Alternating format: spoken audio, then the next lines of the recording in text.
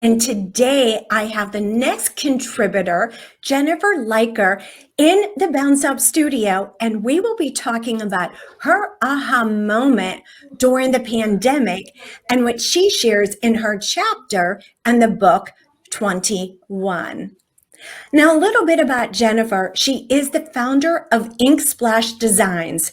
She is a WordPress website wizard who creates websites for busy and overwhelmed entrepreneurs. Through her 15 plus years in business, she has helped hundreds of clients find their ideal clients, make more money, and reach their goals faster, all through their websites. Welcome, Jennifer. Hi, I'm happy to be here. Thrilled to have you because I have a couple of questions that have to do with websites.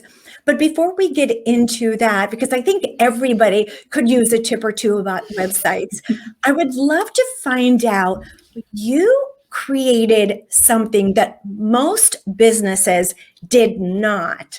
So when the pandemic hit, you were not in a panic the way most of us happen to be. So could you share with our viewers? Sure. Now, to be fair, there was a little panic a few times, but in general, no. I have had a really great track record with, my referral network. I don't really advertise in my business. I don't specifically spend money on advertising. I do a lot of networking with local groups and internet groups.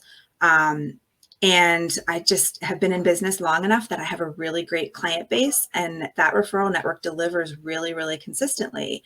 So when everything started hitting last spring, there were a lot of questions, but I didn't really notice any slowdown in referrals and leads that were coming in. I was still having a lot of sales calls. And between that and some other work that I had done in the few years prior with, getting really efficient in my business and getting clear on the offerings that I was, providing to my clients and the types of projects and packages that I was putting together, getting really efficient with those things. I think that, the combination of all of that helped kind of accidentally. I created a business that was a little bit resistant in the early days of the pandemic. And it just allowed me to kind of carry through and, sustain through the summer and in through this fall. And I ended up having, a record-breaking year in my business. It was the biggest year ever. So yeah, I look back and I think that's, of all the years for that to happen, it's kind of mind-boggling. Congratulations. Kudos to you for that. So following up on that question, do you feel that, one, you did have a referral network, which I'll ask you a little bit later about that, but do you think because of that, but also because more people were home and more people had to shift, they were looking for help? So do you think that had something to do with your record-breaking year?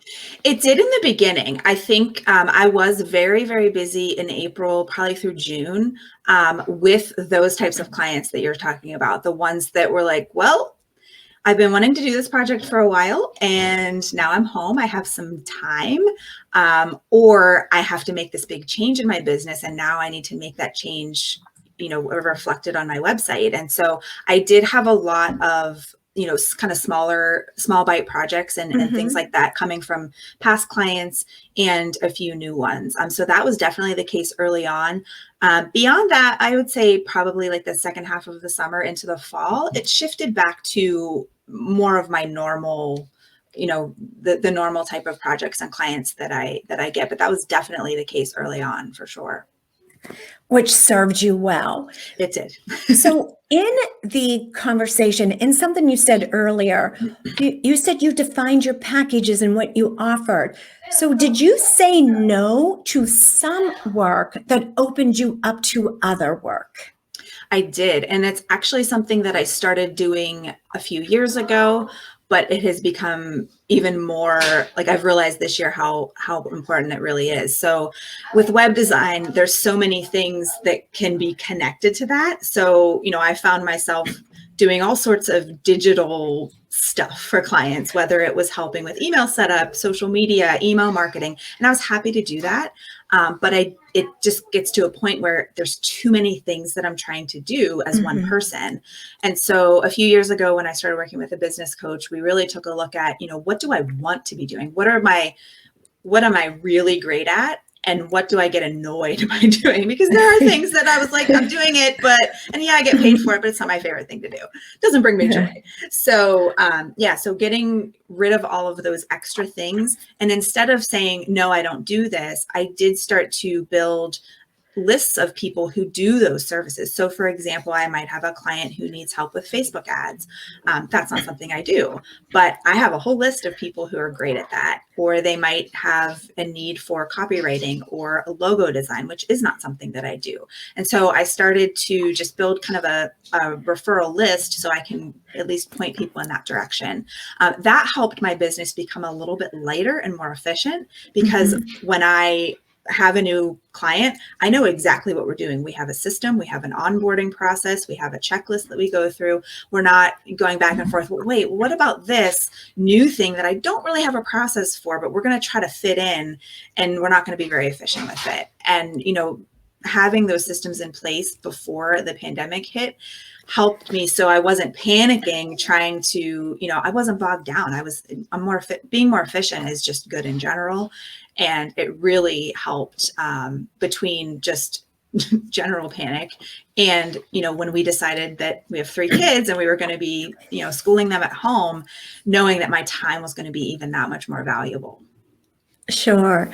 So with it, helping you streamline and look upstream, because you looked upstream before we even had the unpredictability we have now, by knowing where you needed to go and what worked for you and what didn't.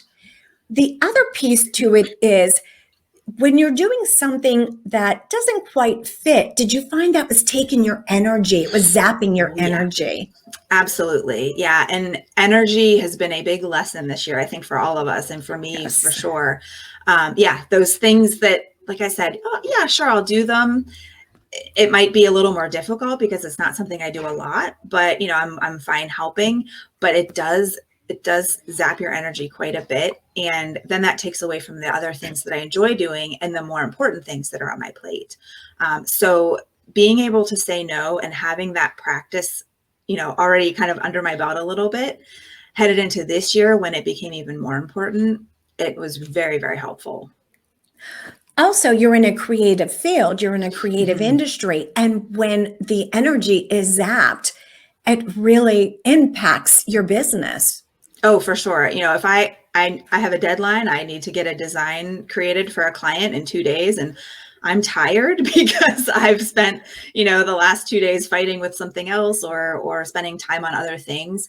That can be a really big challenge. And so, getting into that practice of trying to preserve that energy is really, really important. And in this case, it served me because of the pandemic, but I think in general, anybody that's starting a business or trying to fix their business, because that's kind of where I was a few years ago. Right. That's it sounds crazy to say, start saying no to things, but it really, really does open you up either energetically to just be able to do better work in general, or it opens you up to new opportunities that you might not have expected. Absolutely, because now you have the time for it, whereas you exactly. didn't have it before. You had talked earlier about referral systems, and you have been fabulous about creating systems. So could you share with others how you implemented that referral system and how it works for you? Sure. Yeah. I guess I hesitate. Maybe I shouldn't call it a system, because it was more of an organic thing over the years. I would say maybe 5 or 6 years ago, I started attending local networking events and just started making relationships with people, just, meeting, business friends, just talking about, rather than seeing people as a competitor or a potential client, just, hey, what do you do in your business? And just becoming friends with them and talking about the same, we all have the same struggles a lot of the time, no matter what our business is. And so, when I have become friends with people and formed those relationships, maybe 6 months later, they're talking to somebody who needs a website and they're like, hey, my friend Jen does that, and so it's a very organic thing. And it hasn't really been extremely intentional on my part. And it's not necessarily a system where I check boxes, but I really think, outside of 2020 or not, that has been a huge contributor to my success in the business, just because, like I said, I don't have to spend anything on advertising. I just, I just cultivate those relationships and see what happens. And that was the key that you said, cultivate those relationships. And that's a key there. So what is a tip or advice that you would give entrepreneurs or business owners for their websites? So I think one of the best things any website owner can do, anybody that has a website for their business, is don't forget about it. And I say that having also forgotten about my website on many occasions. We get busy. We sometimes get tunnel vision. We're working on a new thing in our business. We're pivoting because of a big change. And we take care of all the inner workings. And maybe we even create videos and marketing pieces. And sometimes we forget about our website. And so anytime you're making a change in your business, whether it's pandemic related and pushed ahead because of that, or it's just something new that you have, just make an appointment with yourself every quarter. Take a review of your website, review the copy, make sure that you're still speaking to the same audience, because maybe in 3 months, 12 months, a lot can change. You might not be speaking to the same audience anymore. And so, tweaking your copy a little bit might be in order. Same thing with products and services. Maybe there's something on your site that you no longer offer and it's still sitting out there. Or the opposite of that, you might have something new that you really haven't been advertising or pushing on your site. And like I said, it's really easy to forget about our own websites or to let it be a looming, big, scary project that we need to tackle, where you can take 20 minutes, make a little checklist. Oh, I probably need to revisit that paragraph. Oh, maybe on this page, I need to make this change. Just make a list and then break it out in smaller pieces. And, once a week, tackle one of them. I'm one that's guilty of, I have to update my website, and it feels so daunting because there's a million things I want to change. Yes. When really, if I just focused on 2 or 3, that would probably be very effective, and it's not going to take me that long. Right. And I love how you said you break it down, look at it 20 minutes, keep a checklist of what you need to change, and then go back to it. I mean, that's an easy step for people to take. Yeah, it does make it a little bit less daunting when you kind of break it down into those bite-sized things. How do others know that they need you?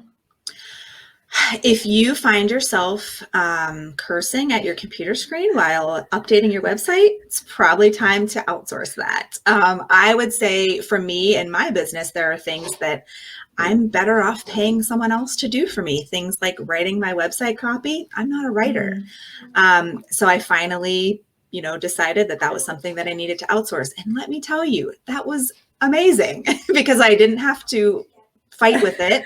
It ended up wonderful. It was way better than anything that I could have come up with. Same thing with things like tax prep, anything in our business that either aggravates us and frustrates us, because again, with the energy, that's going to take energy away from the other things that we should be doing. And it's just, if I'm spending my time doing things that I'm not necessarily good at, that I could hire somebody for, that's taking away from the money-making things in my business that I should really be doing. So actually working on client work, that's my profitable activity. Right, exactly. So yeah, that's one of the big indicators. If you're just looking, if you just don't have time, or you're just ready to really have a high-end customized site, and you really want to start with some strategy and some planning behind it, because that's a big part of what I do. Before we even talk about the design, we talk about, who your audience is, and we talk about the page structure and things like that. If you want to start with a good strategic base like that, then it's a good time to think about hiring an expert for it. I love it. I was chuckling when you were saying something that you don't want to do. My thing was MailChimp. I love writing the newsletter. MailChimp is not my friend. So I have someone who does that for me. Sometimes it can be very freeing to admit and acknowledge that there are things that we just maybe shouldn't be doing. And then again, with the saying no, sometimes it's saying no to things that we're doing. Absolutely. It was like, I always say, Amy, every week that I'm sending her the newsletter, I'm like, Amy, I am so thankful for you. I am so grateful for you. Yep. I hired a virtual assistant this time last year, and I don't know why I waited so long. I know. I agree.